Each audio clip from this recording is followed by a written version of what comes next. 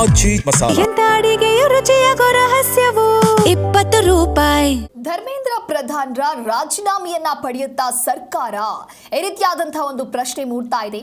ಧರ್ಮೇಂದ್ರ ಹಾಗೆ ಅಮಿತ್ ಶಾ ಚರ್ಚೆಯನ್ನ ನಡೆಸಿರೋದು ಬಹಳಷ್ಟು ಕುತೂಹಲಕ್ಕೆ ಕಾರಣವಾಗಿದೆ. ಅಮಿತ್ ಶಾರನ್ನ ಭೇಟಿಯಾಗಿದ್ದಾರೆ ಸಚಿವ ಧರ್ಮೇಂದ್ರ ಪ್ರಧಾನ್.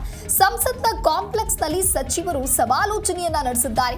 ಸಚಿವ ಧರ್ಮೇಂದ್ರ ಪ್ರಧಾನ್ ಜೊತೆ ಅಮಿತ್ ಶಾ ಚರ್ಚೆಯನ್ನ ಮಾಡಲಾಗಿದೆ. ಕೆಲವು ಮಾತುಕತೆಯನ್ನ ನಡೆಸಿದ್ದಾರೆ ಅನ್ನುವಂತ ಮಾಹಿತಿ ಸಿಗ್ತಾ ಇದೆ.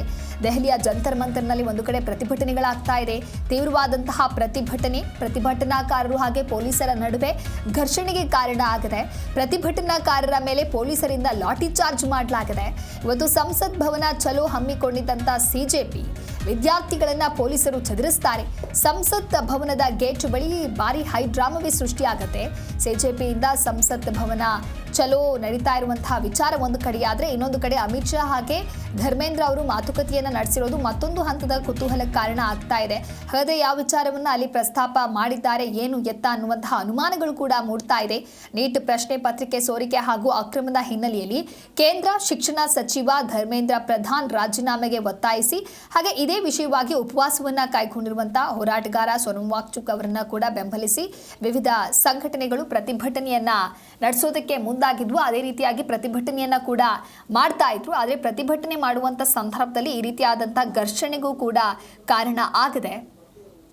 ನೀಟ್ ಅಕ್ರಮದಿಂದಾಗಿ ಹಲವು ಪ್ರತಿಭಾವಂತ ವಿದ್ಯಾರ್ಥಿಗಳು ಆತ್ಮಹತ್ಯೆ ಮಾಡಿಕೊಂಡಿದ್ದಾರೆ.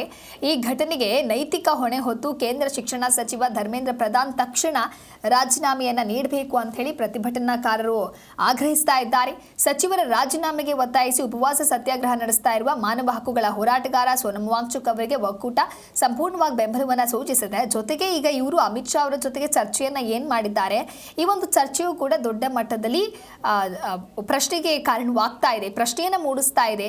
ಯಾವ ವಿಚಾರವನ್ನ ಮಾತನಾಡಿದ್ರು ಧರ್ಮೇಂದ್ರ ಪ್ರಧಾನ್? ಹಾಗಾದ್ರೆ ರಾಜೀನಾಮೆಯನ್ನ ನೀಡ್ತಾರಾ? ಸರ್ಕಾರ ಇವರ ರಾಜೀನಾಮೆಯನ್ನ ಪಡೆಯುತ್ತಾ ಅನ್ನುವಂತಹ ಪ್ರಶ್ನೆಗಳು ಮೂಡಿವೆ.